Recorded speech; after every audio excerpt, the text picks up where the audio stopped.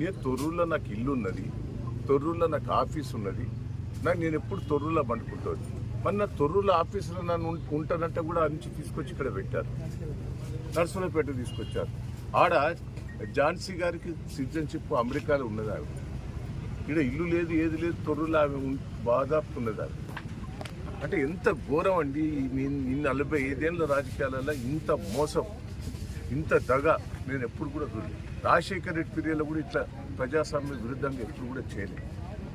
కానీ ఇప్పుడు ఎందుకో ప్రజాస్వామ్య విరుద్ధంగా నాకు రాజకీయాలలో ఈ కక్ష సాధింపులు చేయటం వల్ల రాజకీయాల్లో ఉండాలన్నా తప్పుకోవాలన్నా ఏంది ఇంత గోస ఏందండి? ప్రజలు నాకు పట్టం కట్టారు.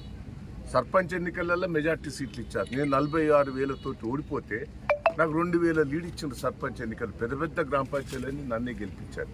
ఏదైనా మున్సిపాలిటీ కూడా మెజార్టీ వచ్చింది. ఇంత ప్రజాస్వామ్యంగా వచ్చిన దాన్ని ఇంత దౌర్జన్యంగా చేస్తాం. నాకైతే బాధ ఉన్నది, నాకు ఏడుపు వస్తున్నది. అసలు రాజకీయాల్లో ఉండాలన్నా, రాజకీయాల నుంచి తప్పుకోవాలన్నా అనిపిస్తుంది. నాకైతే ఇంత గోస, ఇంత ప్రజాస్వామ్య విరుద్ధంగా చేస్తుంటే ప్రజలు పాపం సంతోషంగా ఉన్నారు. కార్యకర్తలు కూడా రాత్రింబాలు కష్టపడ్డారండి. మా కార్యకర్తల కష్టం చూస్తే అయితే నాకు బాధ అనిపిస్తుంది. ప్రజలైతే కార్యకర్తలు 2 రోజులు బట్టి భోజనం లేకుండా 10,000 మంది కార్యకర్తలు వచ్చి రాత్రింబాలు కష్టపడ్డారు నా కోసం. నేను ఏం చెప్పాలి, ఏందైనా చెప్పాలి? ఎట్లా ఇంత విరుద్ధంగా చేస్తా అంటే రాజకీయాలలో నేను ఉండాలన్నా పోవాలన్నా నాకైతే బాధ ఉంటుంది. దయచేసి ఏంది ఈ దౌర్జన్యం?